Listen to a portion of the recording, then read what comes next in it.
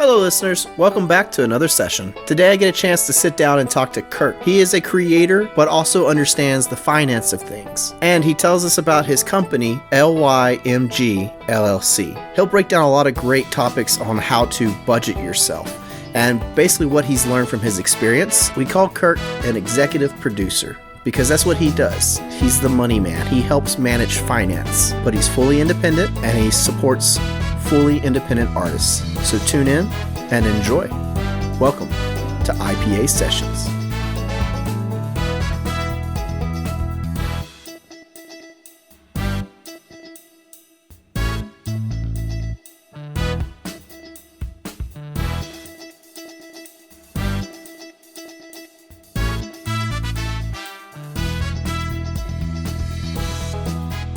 Welcome to IPA Sessions, a podcast for independent artists. I'm your host, Kay Jacob, and as always, IPA stands for Inspirations for Practical Application and Entertainment.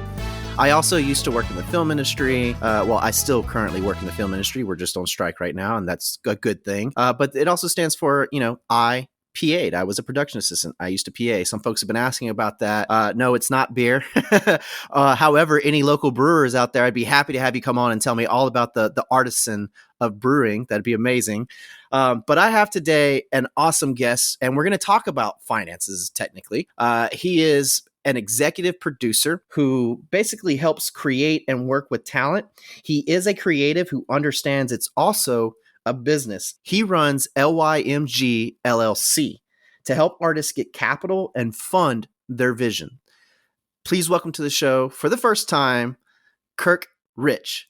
Say hi. Yes, sir. Thank you. Glad to be here, man. Glad to be here, Jacob. No problem, man. I'm glad to have you. And now you're actually a part of a group of guys that I've been lucky enough to have come across recently and have had on the show. You work and collaborate with Terrell Brooks, Mo Seuss, and Dom Hollins. So just kind of tell us a little bit about who you are and what you do exactly. And I would love to know more about the LYMG, your company that you have created. All right, so LYMG is basically the bridge between creatives and capital. Okay. So it was funny. So I started trading because what happened was I went the school route, got the 4-year degree, did everything like I was supposed to. And basically my major didn't pay any money. So once I graduated, I was making $11.09 an hour. And I always remember this thing sticking out. I was working part-time, making $11.09 an hour. And my manager comes up to me. He's like, you know what? It's time to get you on a steak salary. Like, you need to start eating steak. I want you to be able to afford a steak. So I'm thinking I'm about to get this big pay raise. And I go from making $11 an hour to $17 an hour. So I thought that was everything to me. Then I started looking at how much other people were making. And I was like, oh, I clearly chose the wrong major. So I literally had to start investing. So I was thinking, like, you know what? My job isn't that stressful. So I have time and energy, mental energy to still learn another skill. So I wanted something that didn't really, how can I say it? That really didn't limit my income. So I was like, you know what? I'm going to take up trading. Smart. Mm-hmm. So I took up trading and investing. I did that for about 5 or 6 years. I actually ended up doing community work in Charlotte and creating a financial literacy camp in Charlotte. And that's where I met Terrell Brooks. And so me and him connected for our love of music, love of hip hop. And meanwhile, throughout this whole time, like that, I'm still working, I'm still writing. Like Mo and I are related. We're actually cousins. Okay. And so we sang on the youth choir together, and he's always been a showstopper. I was just kind of like the tall cousin behind him, like, hey, I got your back. Don't give me the mic. I'm going to sing baritone and everything. But he's always been a showstopper literally since we were children. You're like me in a metaphorical sense. We like to be behind the camera, so to speak. Yes. Yes. So me and Mo have been working together since, like I said, we sang on the choir together at 12, 13 years old. Then we recorded our first record together around 21, 22. And he was, at that time, he was definitely the most talented lyricist that I ever heard. And then I came across Trail. The wordsmith. Yes, a true wordsmith. And I told Mo, because Mo was just used to being like the best one in the room. And he was used to just blowing everybody out the water. Like on his worst day, he could get up and write a 16 that was better than everyone else around him. So I said, you know what? I met this guy named Trail down here in Charlotte. This was Mo still in Ohio. And I was like, I think you need to meet him. And so we linked up. I booked the studio session. We picked out 4 or 5 beats, and they just like, friendly sparred with each other on a track. And their verses were going hand in hand, and they didn't even write together. So it was literally like magic from moment one. Like their verses coincided and everything. It was And fate. It was destined to be. Right. Right. So I thought to myself, like, wow, I'm the only person in the world that knows these 2 people. Like this is crazy. And so and then just me studying the culture. I'm a big culture fan. So I'm listening to the hooks that's popular, beats that's popular. And I'm like, if we can get their art, their vision on certain beats, certain hooks that have that certain type of gravitational pull on people, we're on to something. So as soon as we start putting music out, it just start catching. And at the same time it started catching, it just kept having kids. Right. Well, and now as an executive producer, you do a lot. In fact, you actually have your own podcast, which is Shock the Culture. We've heard from Dom talk about it. You're partners with Dom on that podcast, and obviously your company and you work with him and his agency. I'm guessing with all these different artists to help put people out. And you also just recently, I don't know if it's out yet, but you did tell me you recently finished your first music video. How was that experience for you? That was fun. So I like to test my creative capabilities. I'm the person that's going to go out, buy the equipment. I'm going to get the best equipment, make sure the squad has the best studio equipment, all that stuff. So do it right. Yeah. I have been studying for a minute. I just been studying like different techniques. So I didn't try to do anything too crazy. I wanted Trail's words, because you've heard him talk. Like you say, he's a wordsmith. He has a way with words. I wanted his words to be the focal point, and I wanted them to be presented in a lens that you can't deny. Like it looks as good as every video that you watch, same cut scenes, so on and so forth. But I just wanted to give him that platform. Like, you know what? Here, let him have it, and then it's not going to be from an iPhone. They can't say it's bad quality. You know what I'm saying? Like, let them have to really sit back and think, like, is this rapping thing for me? Should I, Is this what I'm supposed to be doing? Yes, absolutely. And I love that. And thank you for sharing that.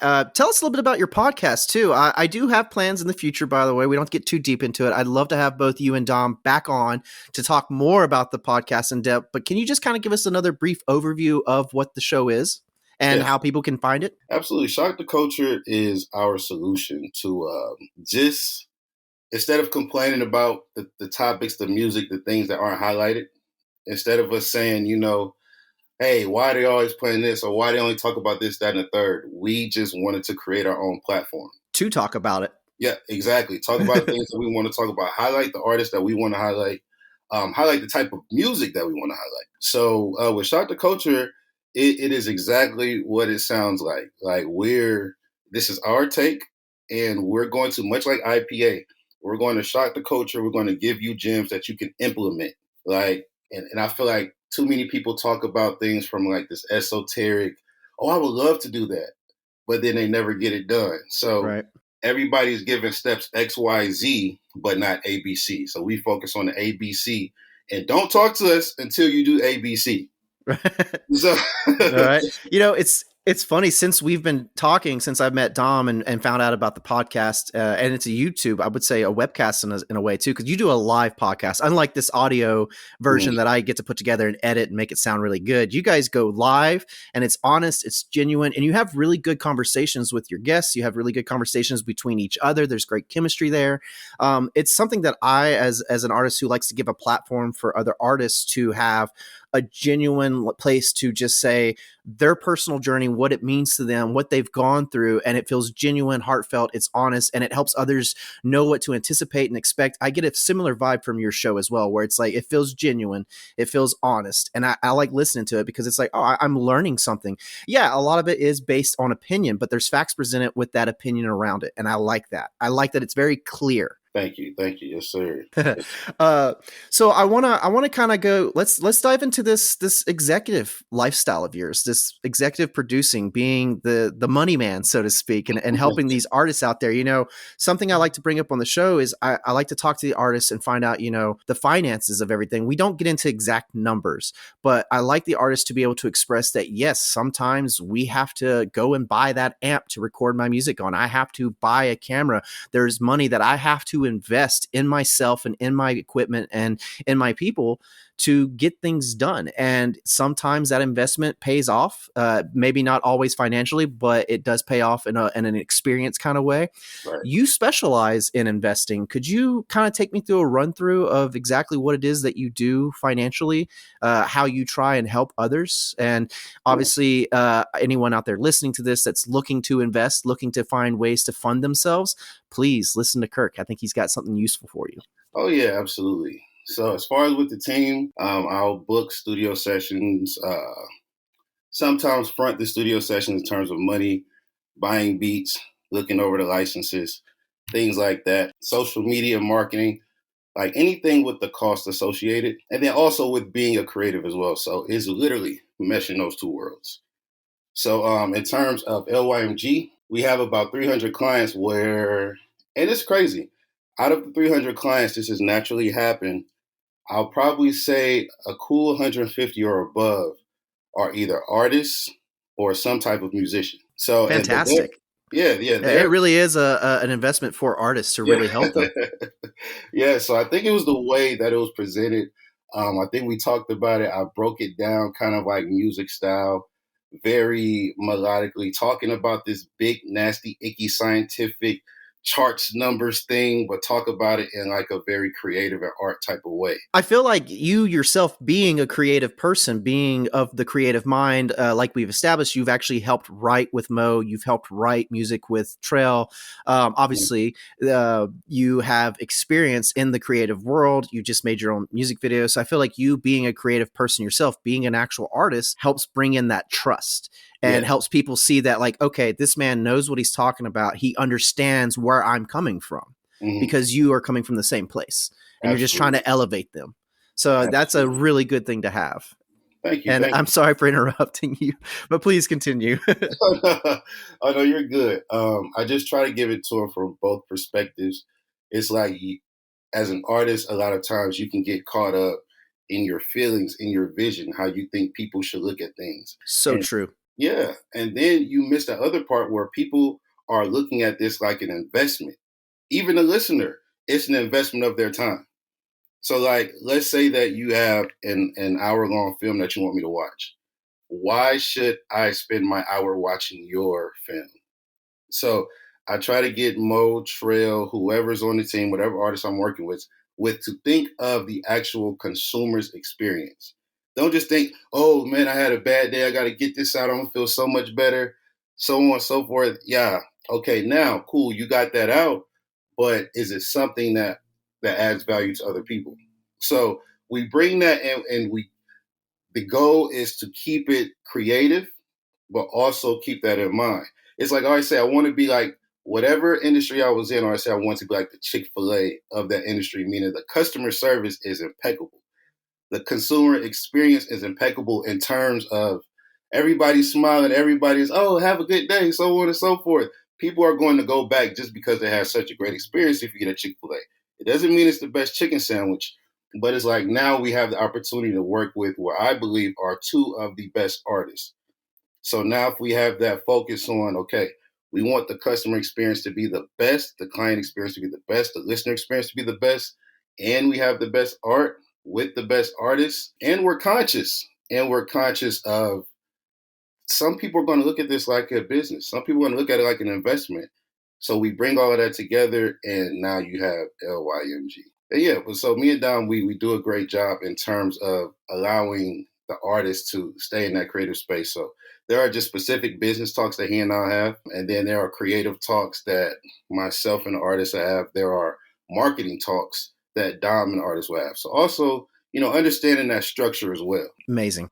Could you kind of take me through, because I like to know the technical know-how, the technical how-to aspects of all my artists, and I know we're dealing with finances and investing, and it's something I want to focus on today with you being the executive producer of a lot of projects. Could you take me through a little bit of the technical aspects of your journey through, I guess basically give me your history of how LYMG really came about, like what the stepping stones were, and then the direction it went to where it became what it is, so to speak. Okay, so where it all started. I was at work, told you making $11.09 an hour, really not getting paid, working 15 hours a week. I got a full-time promotion. My promotion netted me a total of $32,400 in the Part-time, man. yeah We've in all the been year. there. Oh my Yes. goodness, I've been there. So if this was the thing that I was supposed to celebrate. So I'm looking at it like the turning moment for me was my girlfriend at the time. I was like, I just got a promotion, babe. I want to take you to a steakhouse. So it was this. I didn't even know what a steakhouse was or the prices associated with a steakhouse. So we go to Morton Steakhouse. The guy is giving this amazing, oh, the au jus and the this and the that. And I'm just looking at the menu, right?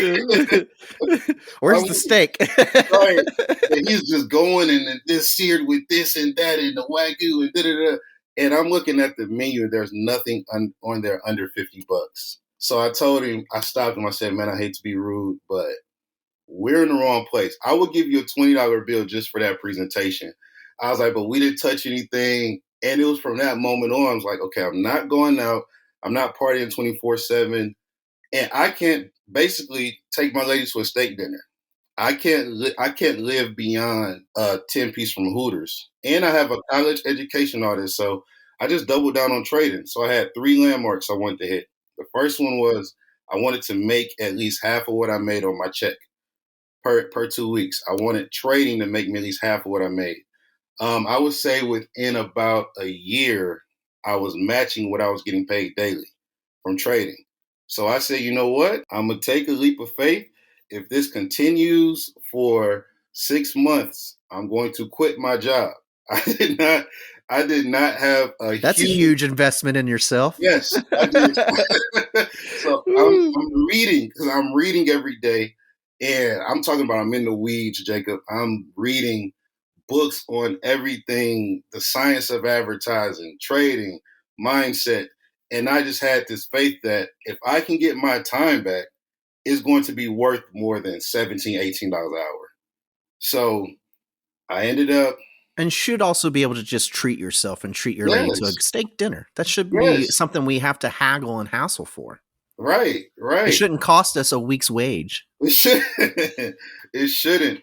So I was going for it, and Trey was working in the same building. He was working with the YWCA. And I told him I was trading. I showed him I was trading, and I was showing him the results, and I was telling him it was like a year straight where I was like, look, bro, I'm going to leave the job off of this thing. And so literally February 25th of 2020. In the middle of a pandemic? Oh no, sorry, right before the pandemic. Wow, that's brave. And not knowing that there was about to be a pandemic. Yes. And here's how things line up. It's so crazy. I'm a true believer. Like, if you have faith, you know, God's going to see it through. So I leave the job. I didn't know that my regional manager had his Series 7 license. So he used to be an investor in his former life. So when he asked what I was going to do, I said, you know what, I'm leaving my job, benefits and everything, to go be on this investor journey. And he was like, yeah, Kirk, you didn't know I had my Series 7. So I wish you the best of luck. And if 6 months down the road things don't work out, you can come back. So now I was leaving anyway, but I now feel like, okay, I got that. I have that comfort, that cushion. A little bit of a fail safe, yeah. Just to be cautious, not bad. Yeah. 2 weeks later, bam, pandemic hits. Whole world shut down. So now I literally have $3,000 to my name, which was enough at the time. I had a roommate. It was enough to take care of 2 months. And the market is in shambles. But I had been this is the start of the advertising. I had just been putting my investment journey online. So I had somebody who was like, you know, I'm in trouble with my job. I don't know what's going on. how much do you want me to pay you to tutor me and invest in? So I just threw a price out there. I was like, I don't know, 100 a week. And they were like, okay. And I just started filming and documenting her success. And I realized it was more mentality than anything. It was just more so getting people over the fear of doing something that you're not used to. I feel like that's a huge thing that gets in the way of everyone. And there's always that fear in the back of your head, that fear of taking the chance on yourself, of taking the step forward, because you're like, Yes. I'm comfortable with what I have now, even though what I have now is not that good, but at least I know what I have. Whereas there's that fear of, I don't know what could come of this. Yes. Yes. And so that's why I learned, like, okay, there's value in the trading, but then there's also tremendous value in the mindset. So what's an easy way to reel people in and get them with the mindset? Music. So now if we put a little bit of the mindset in the music, so one of the first hooks I wrote for Squad, Trail and Mo, Some Like Rappers, was the hook for Steady. And it says, this is in the middle of the pandemic. I don't chase no girls, no, I barely chase my drinks. Take a leap of faith with some Nikes on my feet. And so, like, just that right there, just like, I want to get people in the mindset of, like, just get used to taking a leap of faith. We put it on a real cool beat. Everything sounded cool. People sing it. People hear it, nod their head. But it's like, in this lifetime, in order to get that thing that you want, you're going to have to take a leap of faith.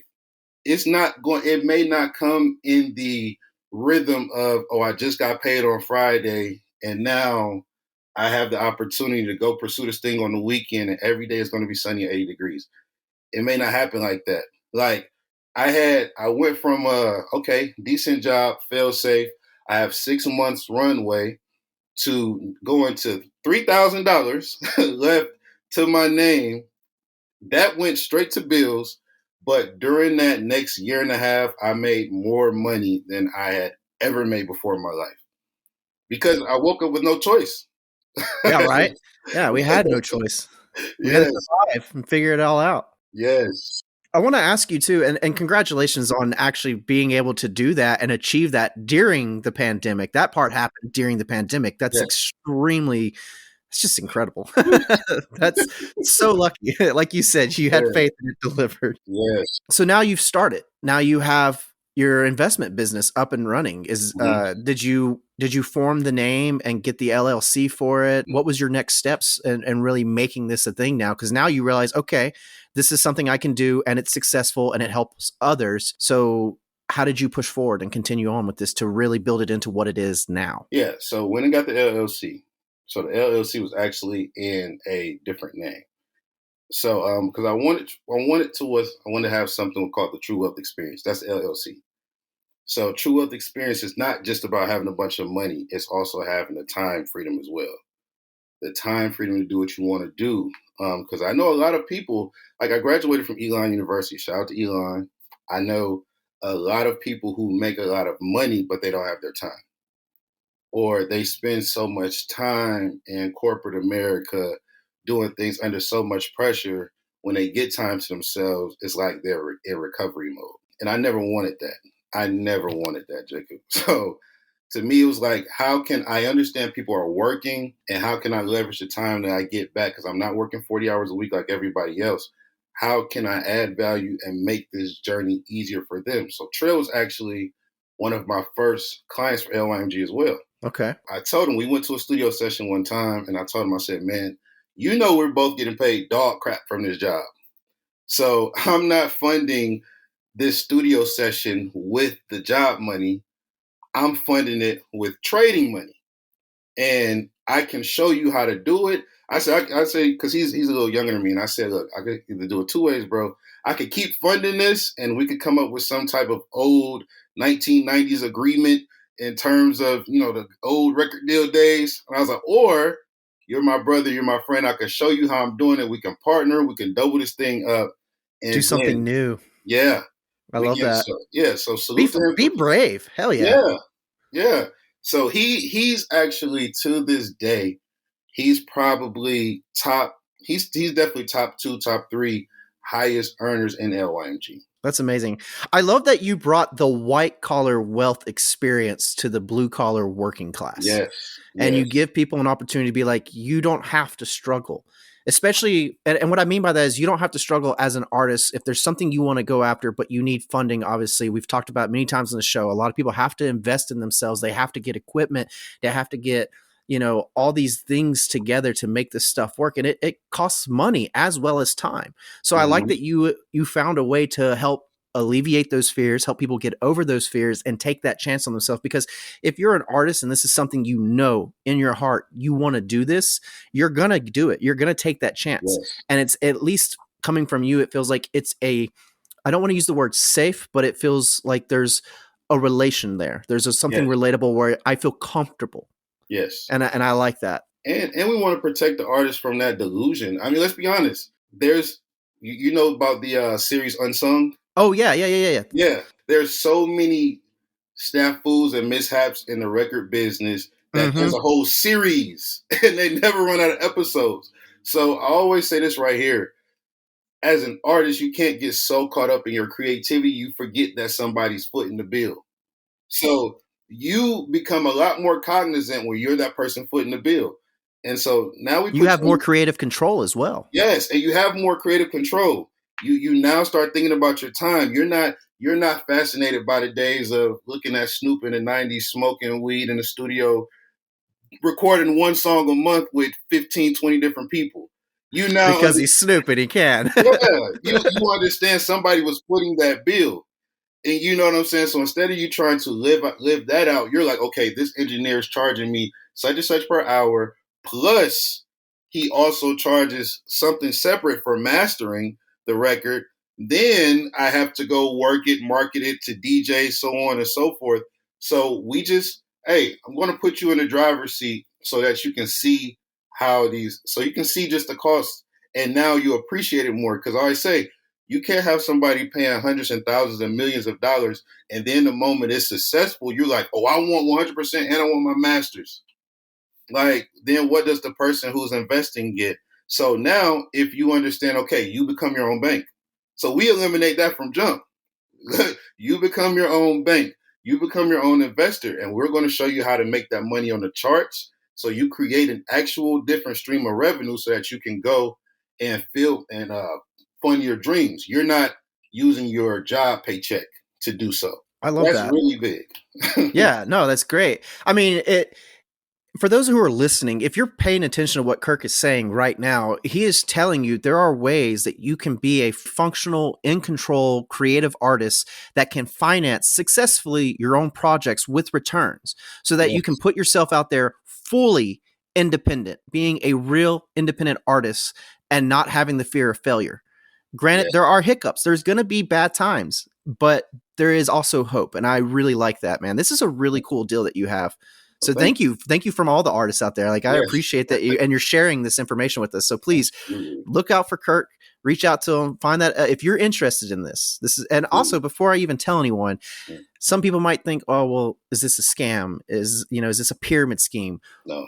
If you've been listening, Kirk, in your own words, what really sets this apart to help give people the comfort of knowing this is not a pyramid scheme? Okay, so we actually invest wherever the money is. That's what's called Leap Year Money Group. So we invest in currencies, we invest in stocks. We have our portfolio set up to pay us monthly dividends. We have money that we make at different speeds. So we have our long-term recurring monthly money, and then we have our daily money that we make on the charts, and that's where we're trading like your U.S. dollar versus your Canadian dollar, things like that. So it's And not just, I'm sorry to cut you off. It's but not just stocks. You're actually able to invest some of your money and time into this, but also have the ability to pull, I'm guessing, when you want yeah, money from this investment to help yeah, fund while also still continuing to invest and not losing out absolutely, yes. in so much words. Yeah, absolutely. So we have what's called we call our daily, because the thing is, like with investing, I like to get paid and I like to get paid fast. So if I Who make doesn't? money, yeah, right. If I make money, I want to be able to have access to it today. So we have our way where we're trading and that's what Trail specializes at. There was a streak where he was making like $1,000 a day, and it was like bam, bam, bam, bam, bam. And I remember telling him, I said, Trail, within our community, before you even drop a song, he was a celebrity within the LYMG community because he would just post massive profit screens day after day after day after day. That's fantastic. Yeah, so when they heard him rapping, they heard how good he really was. It was like, of course we're going to support. He's already in the community. He's our brother. But yeah, no recruiting, no pyramid, no schemes, none of that stuff. And I love your use of the word community. That's something that Trell, in his episode with us when he sat down to a session, he made sure to express: get involved in a community, find the community of like-minded people, the same creative minds that want to do what you do. And the community is a strong term, and I really love that because that, again, that helps provide that level of comfort that people, especially artists, want. And when they're in a community of other artists, there is a natural trust, an organic trust, and you work with each other and you're helping each other. You're not taking it for yourself. You're really investing in them. They're investing in themselves and the other artists and really pushing forward. So I appreciate that. Thank you for sharing that, by the way. Oh, yeah. So like if we're talking like a day in the life, so let's say you're part of the LYMG community, right? You wake up, I'll usually, because I'm conscious of people's time. I'm conscious of you working. Like Trail, he's a father. So we have about 300 members. So what I'll do is I've been studying the market all day and all night. I'll create like a 2-minute or less breakdown of what's going on and what we need to look out for. And then I actually send the trade signal directly to your cell phone. So you have the information, the education piece, you have it in a 2-minute wrap up, and then I send it to your cell phone. So now it's copy and paste, but you're copy and pasting with the education in mind. And so now you can go on about your day. So now you can go ahead and work, drop the kids off to school, so on and so forth. We check back a couple of hours later. Okay, we made money or we lost money. 80% of the time we make money. Like today we made some nice money, got the week off to a good start. And we were done before 11. I'm glad you brought up what you just said about 80% of the time. So again, with investment, there's always risk. Yes. And, there's a 20% risk there. That may sound high. Sometimes I'm sure it's only a 10% or a 1%. It could range, obviously. But I like that you're able to admit and tell others, like, it's time. You got to have the patience. You got to have the know-how, and you're taking that risk. But at the same time, you're getting a higher payout. So there might be a rough time, but don't worry. Yes. Because you need that mental fortitude, because even think as an artist, imagine being under the delusion that every single song you create is going to be the one. That's crazy pressure to put on yourself. So like now you understand like if I were to compare it to artistry, some songs might be like deep album cuts that you might never see a video for. But if you go to a show, there's like 10% of the crowd who's like, I hope that he performs, I hope that she performs that deep album cut, and they know it word for word. Some might be the number one song in America, the number one song in the world. And that's how some trades are. Some days you'll make several thousands, 4 figures, 5 figures. We've had people make all of those things in LYMG, but I also tell them, hey, that's an umbrella for the days or the trades that we lose. Just like if you think of a record label, when Rihanna or Beyonce or Chris Brown or somebody drops that number one record, that's also covering the losses that new artists didn't recoup on that deal. You know what I'm saying? So it's literally all investing. So to me, every artist, if you're truly serious, you need to learn how to invest so that you just understand how the landscape works in this thing that you're doing. It helps put you in a business mindset. Yes. Which is also, as an artist, you do need that, especially if you want to continue on with this and make it a real career where you don't have to work that 9 to 5. Absolutely. Where you can fully dedicate your time to your art. And all while you, like you said earlier, having that true wealth experience of having the time outside, if you're a family man like myself, being able to spend it with your family. Yes. If you just want to be able to have it to spend with your friends, to just go out for a night with your friends, it allows you that opportunity. Absolutely. And it's sad that we have to use the words allow in this economy, in the capitalist America.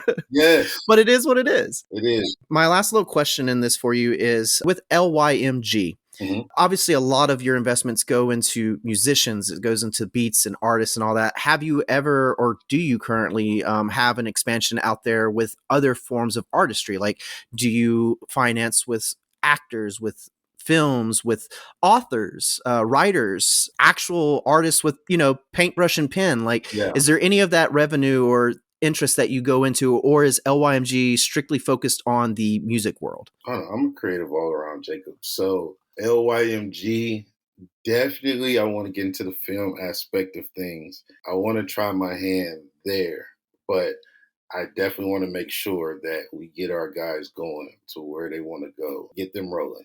Because Trail and Mo have been at it for a while. They're starting to get some great momentum. But yeah, I definitely want to do like filming, documentary type things. I write down all my ideas. So I have scripts, everything just written down. Like, I'm a creative person at heart. We're talking after the show then. Yeah. I too like to write scripts. I like to, and Yeah. I love learning about ways that it's like, okay, well, how can I really make this work now? How can I really make this happen? And not just the financial aspect. I mean, the creative minds linking together and like really finding that passionate drive. So that's cool, man. Thank you for sharing that. And I'm glad that your business is open to helping all artists. So I really appreciate you coming on today and sharing that. Absolutely. Absolutely. We're going to get into some fun questions now. So you've taken us through everything that you do. You are an executive producer, connoisseur. You are self-made. You put yourself out there independently. You are an independent financer. You are an independent artist in my definition, which is why I have you on the show today. So I want to ask you, man, as an independent artist, what do you think is the biggest challenge you had to overcome? Maybe it's even something you're still working on, especially when it comes to you being an executive producer, whether it's through your LYMG or through the creative process with the music video you made or Shock the Culture, just as an artist in general with everything that you do. What has been a huge challenge for you? Understanding that failing is a part of the process. Honest. Yes. So try, fail, analyze, adjust. There's no such thing as ding, you got the golden carrot. There was no try, fail, get up the second time, succeed. It's try, fail, analyze, adjust. So you have to have that emotional intelligence that after you fail, the next step is analyzing. So you got to get out your feelings and see, what did I do wrong? Where did I overinvest? Where did I underinvest? What could I have done better? And then adjust instead of just trying to bully the world to match your feelings. I feel like once you have that, you become unstoppable, and then you get around people like that who have the same same process as well. Now it's like, okay, Mo might catch something I didn't. Trail might see something Mo didn't. Don might see something none of us have seen. So now we're constantly trying, failing, analyzing, adjusting, so we make our mistakes fast. That's my thing. Fail and fail fast. When you fail, it's okay to have that emotional moment immediately of like, well, I messed up. Mm-hmm. But look at it, like you said, analyze that, learn from that. I went to a school, like kind of like a trade school where I got into practical effects makeup. And I found out that when I was doing things, I made mistakes. And a lot of those mistakes that I made ended up being, in the words of Bob Ross, a happy accident. Yeah. And it actually ended up making my work that much better. So sometimes in your failure, in the mistakes you make, you might find in that moment, as down as it can feel, that this is actually a really good opportunity to capitalize on, to work on, use it, motivate you, learn from it. You become better. There you go. So I love that response, man. That's awesome. Moving along here, as an artist, as an independent financer, an investor, what is something unexpected that you had to face? Maybe it's something that you learned right then and there in the moment. You mentioned that with your investment, starting it up, you took a chance on yourself. So in 2020, you really didn't know what you were doing, but now it's 2023. You've gone a long way in the last 3 years, and you've gotten comfortable with everything. Is there something unexpected that comes to mind that you were like, oh, this caught you completely off guard, and you just got to learn right then and there how to deal with it? Yes. Now I'll never forget. It was probably the 27th of the month, and rent is due on the 1st of the month. Of course. So I over leveraged like crazy on a trade. So over leverage basically means that, how did Jay-Z and Dave Dash say it back in the days? You ass betting. So you put more money on a trade than you have because you're only thinking about the upside. Let that be a lesson for artists and creatives as well. So I was gambling with the rent money. I think we've all been there too. I'm gambling with the rent money, Jacob, and the trade is going well. I'm like, I'm going to triple up in about a few hours, and I fall asleep on the trade and I wake up and my account is at $3.08. So I had to come up with the rent right then between then and the first. And I came up with it in about 2 days. And it just literally came back from all of the value that I was able to add to people, all of the goodwill. And that's why I'm so big with the team on add value, add value, add value so that you can continuously get easy yeses. Yeah. So I was able to make not only what I lost, but double that within 48 hours, just going back to the people that I add value to, and was able to come up with the service on the spot, provide them the service on the spot. And they were happy and I was happy and I didn't get evicted. That's So, that is a scary time to fail. yes, And to immediately take all that and be like, okay, I don't have time to complain about this. I got to figure this out. And yes, you took that moment in, I'm sure, total fear and chaos to make it happen. So that's yes, awesome. That's a valuable thing to learn and man. completely Yeah. unexpected. It's like I didn't even Man, have that's time scary. to complain. I didn't have time to scream about it.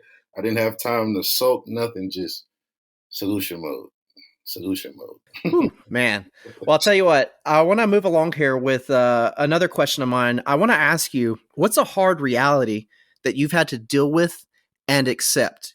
It's something discouraging that you either pushed through or maybe you resolved it. But, sometimes there's these facts of life. There's no ifs, ands, or buts about it. There's nothing that can be done. You can't change it. You just have to accept it. And it's how you deal with it. So what's a hard reality that you've dealt with as an independent artist? Think about it every day, man. It's the 88-12 rule. The fact that 88% of people are going to set goals themselves and not reach it. So you have to think about how many independent artists are trying to reach out to that 88% and they're trying to, hey, support me, do this, do that. And they're feeling like it's a reflection of them or their art when it's really a reflection of these people don't support or believe in themselves. So how can they muster up the energy to support you and get you to where you need to go, to where you need to link and build with the 12%? That's my solution. I think about the 88% and I think about so many good-hearted people who I come across and they're just, excuse my language, they're just not going to do shit. They're gonna talk my head off. Kirk, Leah, Kirk, man. Oh man, yeah, I've been wanting to get in the gym too. Yeah, I've been meaning to start my business. I'm gonna tap in with you in LYMG. And it just breaks my heart because they're not going to do a thing. But I still have to love them, and Yeah. I have to identify that 12% and say, okay, this 12% we need to build together.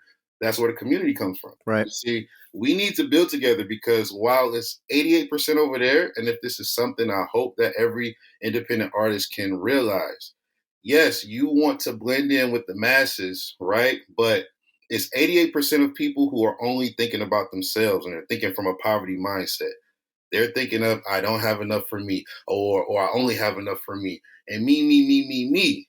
So you're looking at them as though they're a crowd, but each one of those 88% is thinking about themselves. Yeah. Meanwhile, the 12% is moving united. You see what I'm saying? Because we all understand the importance of community. So you look at them over there like, oh, it's not a lot of numbers. And you look over here like it is a lot of numbers. But then when you get over there, you realize everybody has their own individual agenda. They're not having these conversations like you and I are having. In all honesty, it sounds to me like you want to take that 88-12 concept and basically flip it on its head and make it 12-88. I would love to. You know what? It's a fact of life. So you know what? There's always room in the 12%. That's what I've learned. So guess what? I'm gonna Grow invite it, you. expand it. Yeah. So guess what? Like people who listen to this conversation, hopefully they'll be part of the 12%. You said something to me that was very big, like, hey, even outside of the interview, if you have anything coming up, let me know. And vice versa. That's how it works. It's networking. Yeah. And again, why can't honestly, if the world was more structured in the way where the 88% were like the 12%, we'd all be much better off. Yes. And that's the ultimate goal. That really is the American dream. That's how it should be. Yes. For so many people across all barriers. Yes. And it's difficult, but that doesn't mean we can't make it happen. Yeah, absolutely. So, because the average person is going to think from the 88%, okay, I'm going on K Jacobs' podcast. What do I get from it? You know what I'm saying? Versus the 12%. A platform. Yeah. Versus the 12% are going to think, how can I add value to his platform? And how can he add value? You're thinking, how can you add value to me? I'm thinking, how can I add value to you? It's funny. I guess subconsciously or unsubconsciously, I'm not sure the words here. I'm not sure. I'm not a good wordsmith. I find it funny because my whole concept with my podcast was that when I started out making it, the first rule I made for myself is I said, this is not about you. This is about the artists. You give them a place, you give them a space to talk and put their work out there, to 100% dedicate it to them.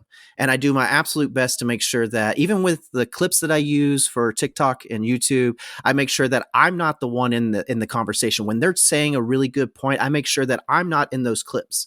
I want it to be focused on them because that's what they're there to promote, is their work, is what they're trying to do. And what's great is, like yourself, a lot of these artists all say the same thing. They're like, no, I love working with other creative minds. I like being able to share that with other people. Yes. So I think that's a really great mindset to have too. Appreciate it. And I didn't even realize I was doing that. I'm going to toot my own horn for a minute. All right. So we're going to move along to some more positive aspects here. I want to ask you, man, what is the most valuable takeaway that you've learned from your experience? You know, something that helped you grow and improve as an artist. Always create. Creating is the highest way to add value in any community that you're in. So people just often use that energy to create excuses. Think about it. True, yeah. Think of like we're creating all the time, but if you think of, okay, let me create solutions, and you're good. So that's my thing. Always create. When the bills are due, create. You know, when I remember Mo, me and Mo me and Mo really need like a hidden camera and a hidden recorder because he was going through something one time. And I told him, I said, hey, cuz you need to go cry and you need to create. And you telling me to create, turn it down, man, you don't care about me. And I'm like, no, just listen. So at the time, I'm thinking to him, it sounds callous, you know, like, yeah. I'm like, man, go cry and write about it. Like, that's how he's taking it.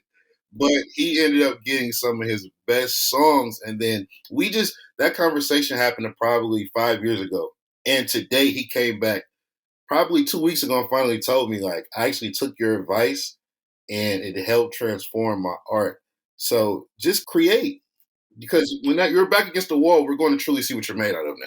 Right. And I love that you brought that up because I remember in our session with Mo, he even said he finally just stopped and listened to the people offering him advice, whether he wanted to hear it or not. He actually listened and he started taking that advice and was like, oh, yeah, you're right. This is helpful. This can actually work. So it is good to do that. I also love that you're probably my first guest to actually, of course you would, make your valuable takeaway actual finance. It really does pay off. If you just stay creative, keep creating, keep doing it. Yes. Absolutely. Absolutely. All right. You know, earlier we had talked about the unexpected that can come up and how you have to learn in the moment. But I want to ask you, man, what did you want or expect from your project, from the LYMG? What did you want from it? Ooh, really, that's a great question. So for me, just getting the message out there, to believe in yourself. If we can motivate people to actually believe in themselves, to take their leap of faith, if we can create the soundtrack to the life that you want to live, I think we've been successful. So not the soundtrack to the life that you're around. I hear people say that too often. We've heard that for 40 years, especially in hip hop. Oh, it's just art imitating life. Oh, everybody's killing around me, so I'm making music about killing. But I'm not a killer though. Okay, so now let's talk about the other side. Because, you know, we're from those neighborhoods. Now let's create the soundtrack that allows you to get out that environment, that motivates you to get out that environment. You see what I'm saying? Or that mental environment, because nowadays a lot of stuff is mental. So let's create that music. It doesn't sound corny, cheesy. It's not kids bop, but it's like it's real life. Right. and it's real life, and it's going to help motivate you to get where you need to go and do what you need to do. I liked what you said too about the kind of the old phrase that's been used so many times: art imitates life. As for me, as a straight white male from the South, growing Yes. up there, country music is big, and they always say art imitates life. And I feel you on that. Where it's like, I'm really tired of people thinking that I want to make love to my tractor, because I Yeah, don't. that's a big green tractor. But there's so many good artists out there that sing Yeah. songs that are just from the heart, where it's like, yes, this is a proper representation of what a true Southern person is. Not a white guy, but an actual Southerner, and how we really are. And so it just like what you're saying, like that art imitating life, it doesn't have to. You can be true about it. Yes. Especially if you stay true to who you are.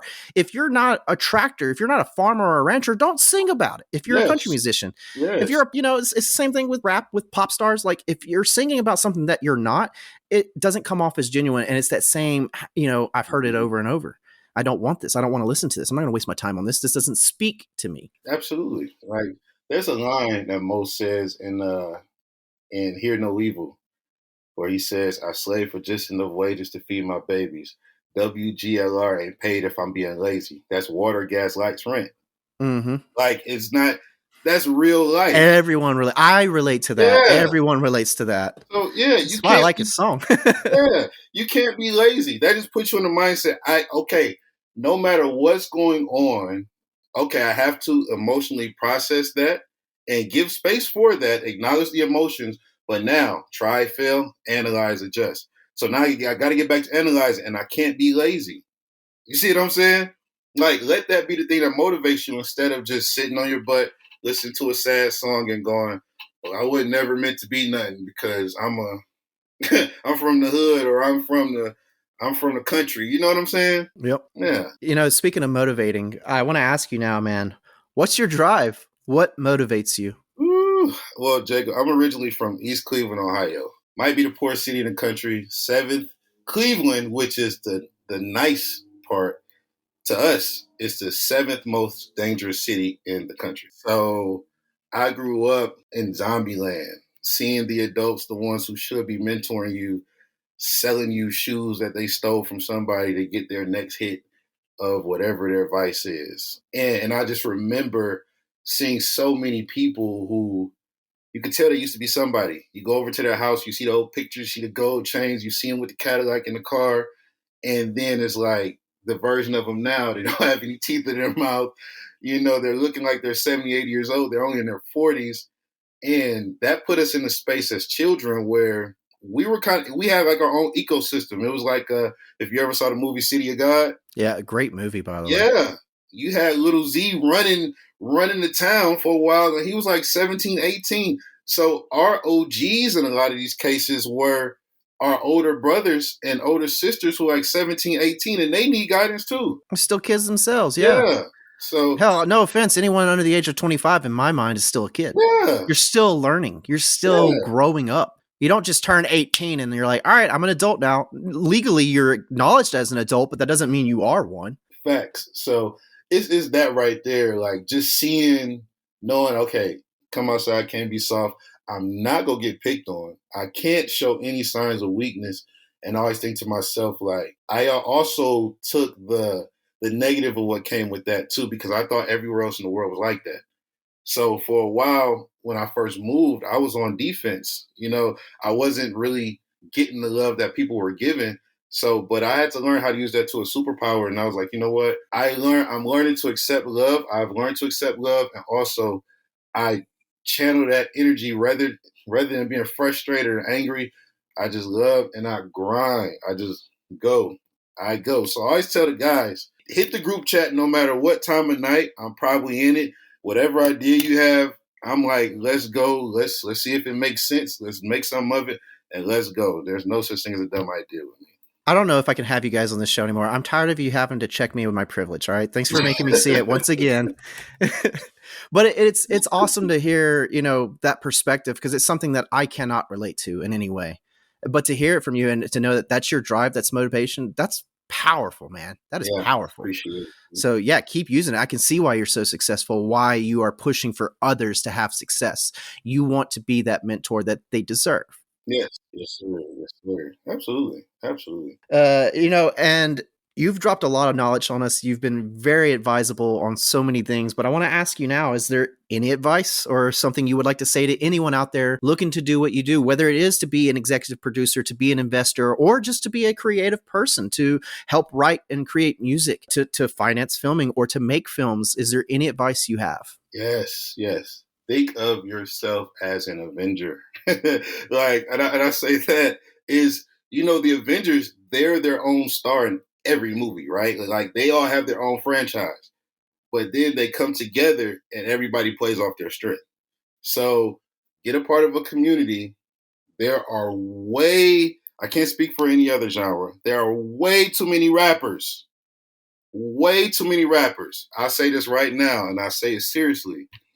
Me and Dom can rap better than 90% of y'all, but we don't rap. Like we have these super talented guys like Mo. We have these super talented guys like Trail. But I'm not saying just abandon being a creative. Like, see what else you can do. See where the ecosystem needs you.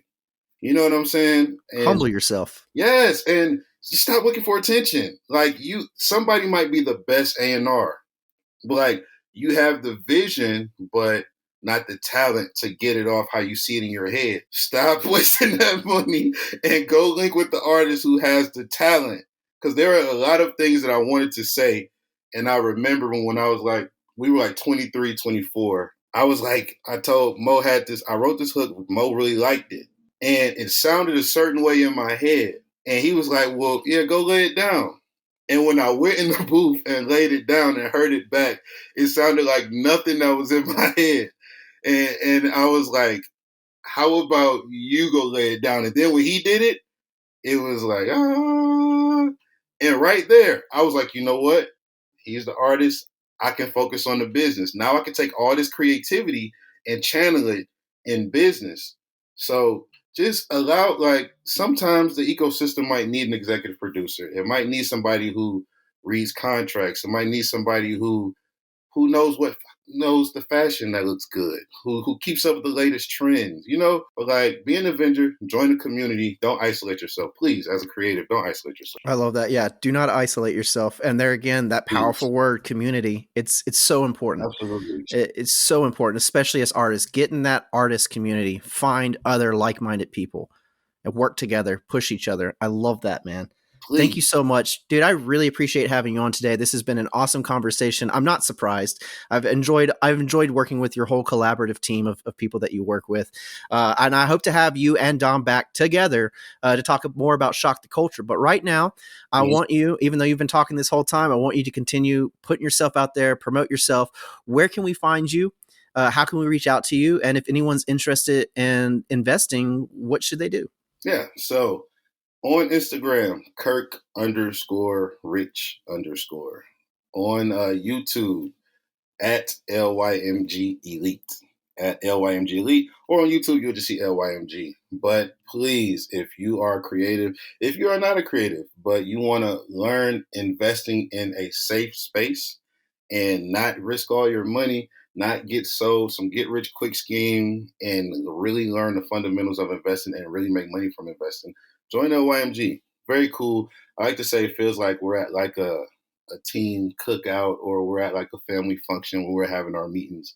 So we meet 3 times a week. If you can't make it, the meetings are on replay. You don't have to be in the meetings to make money, but we just do that to keep in touch, just keep people encouraged throughout the week. Because it's a community. Yeah. And it's a fast growing one. Fast That's growing one. awesome. Yes. So yeah, but we have something special. Matter of fact, that's it. So you said to keep you updated with something. I told you we have a lot of musicians in the community.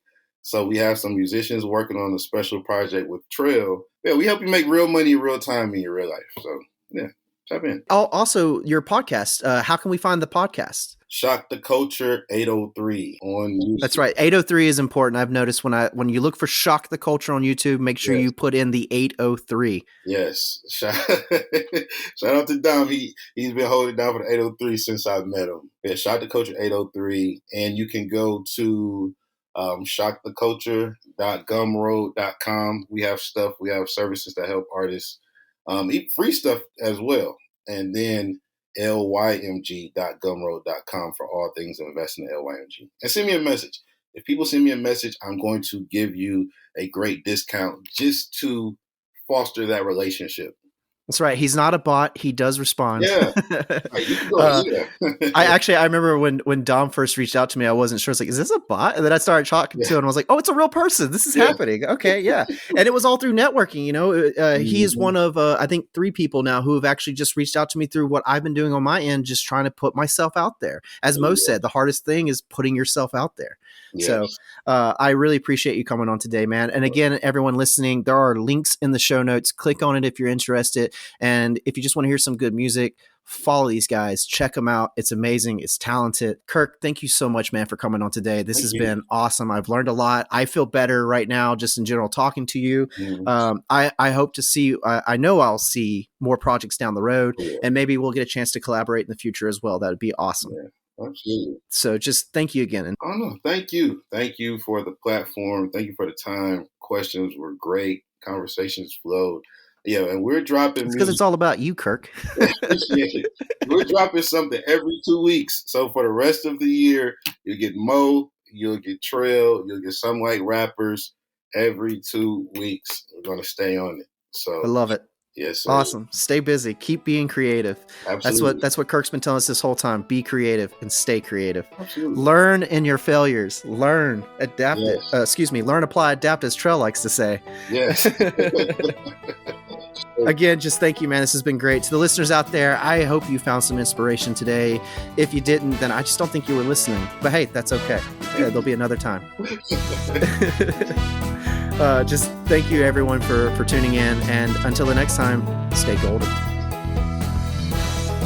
Thanks for listening. Please be sure to rate and review and click that subscribe button for new bi-weekly episodes. As always, the theme music is provided by the Ericka page. Follow us on social media at IPA Sessions Podcast. We're on Facebook, Twitter, Instagram, and now we have a TikTok and YouTube. All information and links are in the show notes. So show some love and support for these amazing indie artists. And if you'd like to come on and share your journey as an independent artist, reach out to me via email at ipasessionspodcast@gmail.com. Till next time, I hope you found some inspirations for practical application and entertainment.